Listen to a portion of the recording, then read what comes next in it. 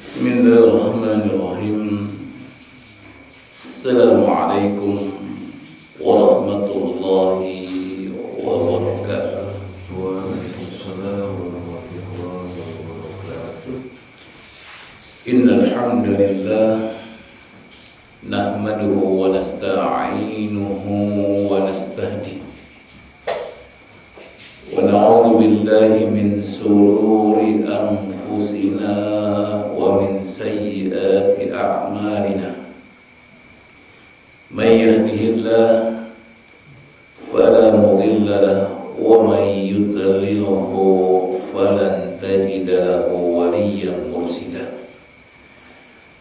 Asyhadu an la ilaha illallah wahdahu la syarika lah wa asyhadu anna Muhammadan abduhu wa rasuluhu la nabiyya ba'da. Allahumma shalli wa sallim wa barik wa an'im ala nabiyyina wa karimina wa qudwatina Muhammad sallallahu alaihi wasallam wa ala alihi wa sahbihi wa man sara ala nahjihi ila yaumil qiyamah, amma ba'd. Ma'asyiral muslimin, arsadakumullah, alhamdulillah wa syukurillah. Pada pagi hari ini Allah Subhanahu wa taala mengumpulkan kita di tempat yang Allah cintai, yaitu masjid. Dan tempat ini adalah tempat yang insya Allah akan mendatangkan keberkahan bagi kehidupan kita, baik kehidupan kita di dunia saat ini maupun kehidupan kelak ketika di hari akhirat. Maka mulazamahkanlah diri kita, istiqomahkanlah diri kita untuk senantiasa melangkahkan kaki ke masjid, memenuhi panggilan Allah Subhanahu wa taala. Semoga Allah kabulkan. Amin ya rabbal alamin. Ma'asyiral muslimin rahimakumullah, kita akan melanjutkan kembali kajian kitab Bahjatul Qulub Al-Abrar, dan kita akan memasuki hadis yang ke-29. Setelah hadis ini insyaallah kita akan lanjutkan untuk kajian apa yang selama ini kita baca setiap pagi, biar kita paham keutamaan dari zikir yang kita laksanakan setiap pagi. Setelah itu kita akan lanjutkan kembali setelah pembahasan tentang keutamaan zikir di pagi hari dari kitab ini lagi insyaallah. Ma'asyiral muslimin rahimakumullah, hadis kita pada hari ini adalah hadis yang diriwayatkan oleh Imam Muslim dari seorang sahabat yang bernama Abu Hurairah, yang ketika itu mendengarkan Rasulullah bersabda, "Haqqul muslim alal muslim sit", bahwa hak seorang muslim terhadap muslim lainnya itu ada 6. Kalau berbicara hak seorang muslim dengan muslim lainnya, berarti adalah kewajiban seorang muslim dengan muslim lainnya. A punya hak kepada B, berarti B punya kewajiban terhadap A. Ini yang perlu kita pahami. Tapi masing-masing juga punya hak dan kewajiban dalam bab ini. Kemudian Rasul mengatakan, kemudian para sahabat berkata, "Qila wa ma hunna ya Rasulullah?" Ya Rasulullah, apa saja hak seorang muslim terhadap muslim lainnya? Maka Rasul mengatakan, "Idza laqitahu fasallim alaihi." Kalau kamu ketemu dengannya, maka berilah salam kepadanya. "Wa idza da'aka fa'ajibhu." Dan tatkala ia meminta kamu untuk datang karena ada undangan, ada acara yang dia laksanakan, maka penuhilah, datangilah. "Wa idza stansahaka fansahlah." Yang ketiga adalah apabila dia datang kepada kita untuk minta diberikan nasihat, maka nasihatilah. Wa idza atasa fahamidallah fasammithu. Kalau kamu dapatkan dia bersin, maka kamu harus memberikan doa apabila dia mengucapkan alhamdulillah. Jadi dari syarat kalau kita ingin jawab yarhamukumullah, maka kita harus dengar dulu ucapan dari dirinya alhamdulillah. Wa idza marida fa'udhu. Kalau dia sakit maka kunjungilah. Wa idza mata fattabi'hu. Kalau dia meninggal maka iringilah.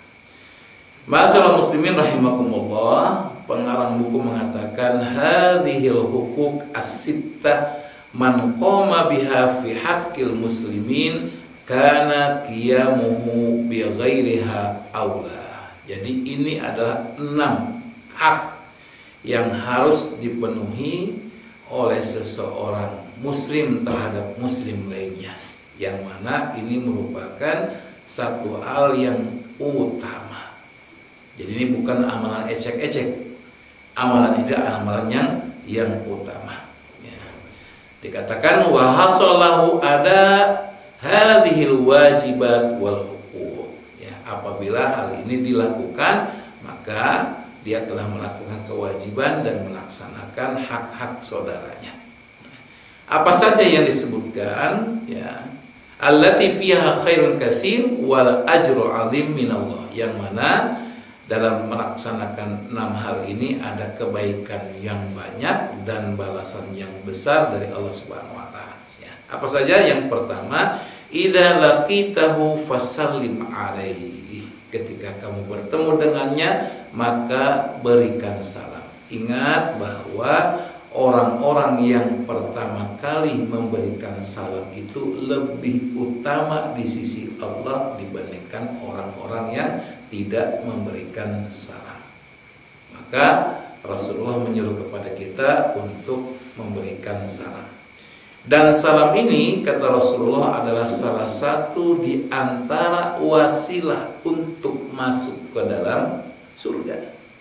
Jadi surga itu mudah untuk dimasuki, asal mau melaksanakan perkara yang juga mudah sebetulnya. Makanya ada kan di video kita dapatkan, mau masuk neraka tuh mahal, mau masuk surga tuh murah, mau masuk neraka tuh susah, harus nyari duit dulu, lalu dapat, lalu dihamburkan. Kalau masuk surga mudah, ya nggak susah. Nah, maka Rasul mengatakan, ya, dalam sebuah hadisnya, walladzi nafsi biyadihi, yang mana jiwaku berada di tangannya, yaitu di tangan Allah Subhanahu wa taala, la tadkhulul jannah hatta tu'minu. Kamu tidak akan masuk ke dalam surga sampai kamu beriman. Nah, maka ini syarat utamanya. Kalau kita ingin masuk surga, maka harus beriman. Nah, iman ini harus ada praktek. Maka Rasul mengatakan, wala tu'minu hatta tahabu. Kamu tidak akan dikatakan beriman sampai kalian saling mencintai. Lalu kemudian dirinci lagi bagaimana cara untuk kita mencintai antara sesama kita, karena Allah tentunya, bukan karena dunia atau karena sesuatu yang sifatnya materi. Ya, tapi karena Allah Subhanahu wa taala. Maka kemudian Rasul mengatakan, ala adullukum ala syai'in, maukah kamu saya berikan petunjuk cara idza fa'altumuh tahabbtum. Kalau kamu lakukan maka kamu akan saling mencintai. Apa itu? Absus salam bainakum, saling memberi salam di antara kalian. Makanya ya alhamdulillah ya, kalau saya pribadi sudah mengazamkan diri untuk kalau ketemu dengan siapapun berusaha untuk memberikan salam. Karena apa? Karena saya katakan di awal, kata pengarang buku ini, wa khairun nas man bada'ahum bisalam. Sebaik-baik manusia adalah yang mulai memberikan salam. Nah, ini yang dikatakan oleh Rasulullah. Maka dikatakan wassalamu min mahasinil Islam, bahwa salam itu merupakan perkara-perkara yang baik di dalam Islam. Fa inna kulla wahid minal mutalatin yad'u lil akhar bis salamah minas surur wal rahmah wal barakah. Jadi ketika kita memberikan salam kepada seseorang itu sesungguhnya kita sedang memberikan kepada dia doa keselamatan, doa kebahagiaan, doa keberkahan, doa yang penuh dengan rahmat. Ingat, assalamu alaikum, keselamatan bagimu, warahmatullah, dan rahmat bagimu, wabarakatuh, dan berkah bagimu. Jadi jangan dianggap simple. Salam ini merupakan doa yang luar biasa. Kemudian yang kedua adalah idza da'at fajibhu. Kalau dia mengundang kamu, mengajak kamu untuk bertemu, maka penuhilah. Ya. Dalam penjelasannya dikatakan da'aka li da'wati ta'am wasyarab, yaitu ketika orang itu ngajak kepada kita untuk makan dan minum khususnya. Jadi kalau tiba-tiba Pak Yudi, Pak Yadi atau bapak yang lain ngundang saudara-saudara, yuk makan di rumah, ya datang. Aduh, saya sedang berpuasa. Nah, di sini para ulama mengatakan apabila undangan tersebut adalah undangan yang dia lakukan dalam rangka kebahagiaan dirinya dan keluarganya, kemudian di situ kalau kita datang akan membuat dia bahagia, maka batalkan puasa. Ya. Dibatalkan puasa. Kenapa? Membahagiakan saudara itu hukumnya lebih wajib dibandingkan puasa sunnah. Ya. Kayak sekarang ini saya sedang bingung ini. Hari ini sedang bingung karena hari ini saya ada undangan untuk acara seperti apa namanya, kayak kemarin siapa? Bahakung, undangan sebelum pernikahan, dan saya dipinta untuk ceramah juga. Bingung juga nih, buka puasa enggak, nanti saya lihat. Kalau misalkan diizinkan sama tuan rumah untuk melanjutkan puasa. Tapi kalau misalkan diminta untuk berbuka, bahagia, saya akan berbuka. Nah, ini kenapa? Membahagiakan saudara itu lebih utama dibandingkan untuk ibadah kita kepada Allah, karena hukumnya membahagiakan itu wajib adalah sunnah kalau kita melaksanakan puasa. Karena kita diundang untuk makan dan minum ini. Maka minggu saya puasa, insya Allah hari ini tetap puasa. Nanti lihat kondisi di sana. Kalau misalkan ternyata memang harus dibatalkan, ya dibatalkan. Ya, tidak apa-apa, insya Allah. Yang penting niat puasa pada hari ini. Nah, kemudian dikatakan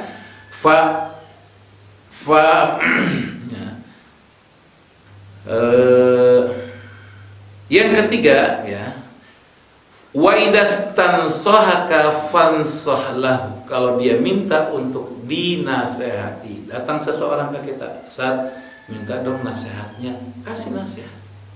Bahkan sebetulnya tidak perlu dipinta, karena memang seorang mukmin itu akan memberikan nasihat kepada saudara-saudaranya.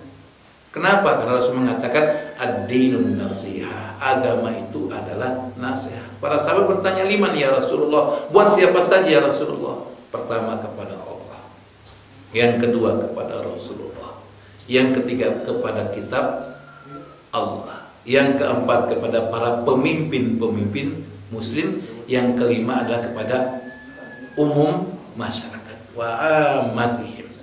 Jadi tetap, dan ketika orang diberikan nasihat, maka sesungguhnya kalau dia beriman kepada Allah maka akan bermanfaat.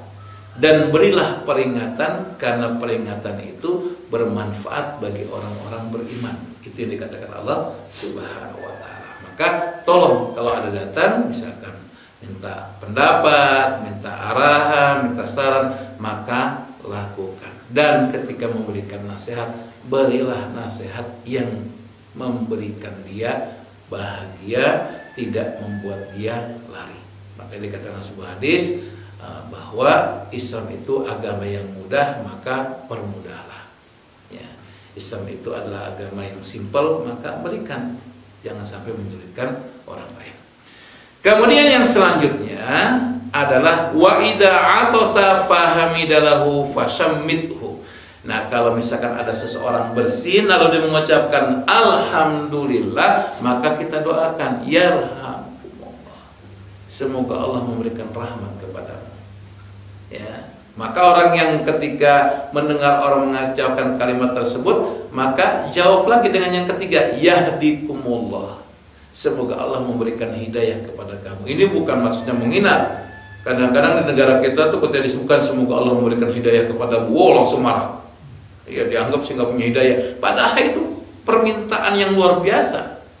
Karena kita hidup itu perlu petunjuk Allah Subhanahu wa Ta'ala. Dan ada orang yang dengan ikhlas, dengan ridho mendoakan kita semoga kamu diberikan hidayah. Bersyukurlah sebetulnya.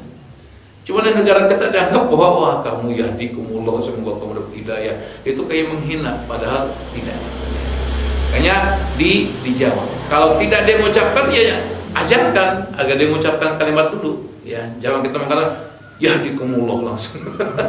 Jangan kayak gitu. Itu bukan yang diatur oleh agama kita. Maka tolong kalau kita bersin kita ucapkan alhamdulillah. Kalau kita dengar kita ucapkan yarhamukumullah. Dan dijawab yahdikumullah wa yuslih balakum, dan semoga Allah memperbaiki dirimu. Nah, saya ingat seorang ustaz saya tahun 94 ya awal, ketika saya kuliah di Depok sebelum ke Mesir, itu beliau mengatakan Ustaz Ali Fikri, kalau ada orang bersin sampai 3 kali, tandanya dia harus istirahat, tanda sakit. Ya. Ternyata saya baca-baca benar juga. Nah, jadi kalau kita sudah bersin 3 kali, ya asin, nah itu udah gejala sakit, harus cepat-cepat untuk diobati ya dengan hal yang terbaik. Kemudian yang selanjutnya adalah wa idza maridha fa'udhu. Kalau dia sakit maka kunjungilah, jenguk. Karena apa? Ada sebuah hadis Rasul dikatakan bahwa kalau ada orang sakit kita kunjungi, maka kata Rasulullah akan ada 70.000 malaikat yang akan membersamainya dan mendoakannya. Bila dia mendatanginya pagi hari, maka malaikat itu akan mendoakan sampai sore hari. Kalau dia datang sore hari, maka dia akan didoakan sampai pagi hari. Bayangkan 70.000 malaikat mendoakan. Dan doanya panjang. Kalau kita pagi hari datang, dia doa terus sampai sore hari. Kalau kita sore datang, maka dia akan doa sampai dengan pagi hari. Ya, kita mah doa 5 menit itu udah merasa hebat, ya. Bahkan ada doanya cuma doa sapu jagat. Rabbana atina fid dunya hasanah fil akhirati hasanah wa qina adzabannar. Pada itu kurang pas ya. Nah, maka kunjungian ya, karena mengunjungi itu merupakan salah satu kewajiban kita kepada orang yang sakit. Bahkan Rasulullah menyuruh kepada kita untuk menjadikan sebagai kebiasaan. Karena ada sebuah hadis katakan ada seorang sahabat Abu Bakar ketika itu sedang berkumpul dengan para sahabatnya, ditanya siapa yang hari ini mengunjungi orang sakit? Saya, kata Abu Bakar. Siapa yang hari ini mengunjungi orang yang meninggal dunia? Saya. Masya Allah. Siapa hari ini yang berpuasa? Saya. Luar biasa Abu Bakar. Maka kata Rasul, orang yang bisa mengamalkan ini dia akan masuk surga dari pintu yang dia kehendaki. Masya Allah, luar biasa.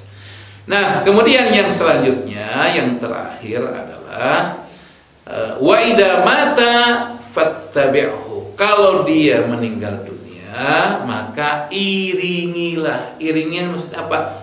Kita berusaha untuk melakukan yang terbaik bagi dia. Kalau kita bisa mengafaninya, sebelumnya memandikannya, kita lakukan. Kalau nggak mampu, minimal kita menyolatinya. Lebih bagus lagi kalau bisa sampai mengiringnya sampai pemakaman. Karena apa? Karena balasannya luar biasa. Kata Rasulullah, kalau kita bisa melaksanakan sholat saja, kata Rasulullah, dikatakan sebuah hadisnya, mendapatkan pahala kirot. Kirot itu gunung Uhud. Ya, pahala sebesar gunung Uhud. Ya. Kalau sampai bisa mengubur sampai kuburannya kita doakan kirotan 2 gunung. Menunjukkan begitu besarnya. Karena kalau kita perhatikan gunung, yang kelihatan itu hanya 1/3-nya saja. Yang nggak kelihatan 2/3, karena dikatakan wal jibala autada, dan gunung itu bagaikan pasak. Coba kalau kita bikin kemah, Pak Guru, saya berkemah dulu jadi sebagai guru, ya kan? Berkemah. Kalau kita ingin berkemah agar kemah kita kuat berdiri, kita kan pakai pasak. Maka kalau misalkan pakai pasak, berapa yang kita masukin? Kan nggak mungkin sepertiganya, setengah juga enggak, bahkan lebih, sepertiganya minimal itu yang di atas. Bahkan ada yang sampai dalam lagi, ya kan? Makanya gunung itu kayak gitu. Tapi yang perlu kita khawatirkan adalah, ya, jangan dianggap gunung itu berdiam. Ya, dia terus bergerak loh. Dalam Al-Quran dikatakan begitu dalam surat An-Naba. Ya, dia bergerak, berjalan. Ya, dia berjalan.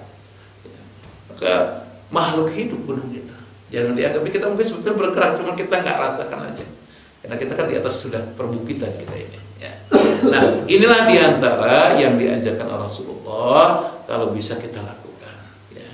Bagaimana kalau kita misalkan ketemu, kita memberikan salam kepada dirinya. Kalau kita misalkan diajak untuk undangan-kondangan yang diacarakan, ada acara yang diadakan, kita datanginya. Kalau misalkan dia minta nasihat, kita nasihati. Kalau dia bersin, kita ucapkan yarhamukumullah. Kalau dia mengucapkan alhamdulillah tentunya. Kemudian kalau misalkan dia sakit, kita kunjungi. Jangan lupa didoakan, ya. Jangan hanya datang mengunjungi nggak didoakan, doakan, ya. Dan orang yang sakit, ini satu poin yang saya lupa tadi saya sampaikan, jangan bersedih.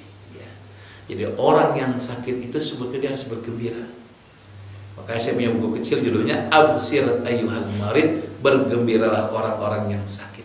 Bayangkan disuruh gembira orang sakit. Kenapa? Karena ada sebuah hadis salah satu mengatakan idza ahabballahu 'abdan ibtalahu. Kalau Allah cinta kepada seorang hambanya, maka Allah akan memberikan ujian. Dan ujian itu sakit. Berarti kalau ada yang sakit, dia sedang diuji sama Allah, berarti dia sedang dicintai sama Allah. Dengan syarat adalah dia bersabar dengan apa yang telah Allah berikan dalam ujiannya. Walau alam biswab, ini saja mungkin yang bisa disampaikan pada kesempatan kali ini.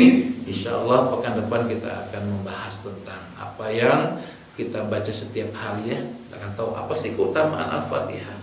Apa sih keutamaan 5 ayat dari surat Al-Baqarah? Apa sih keutamaan baca ayat kursi terus sampai yang terakhir? Walau alam biswab, kita cukupkan pertemuan kita pada pagi hari ini dengan baca alhamdulillahirabbil alamin dan doa majelis. Subhanakallahumma wa bihamdika asyhadu an la ilaha illa anta astaghfiruka wa atubu ilaik. Dan akhirnya saya ucapkan assalamualaikum warahmatullahi wabarakatuh.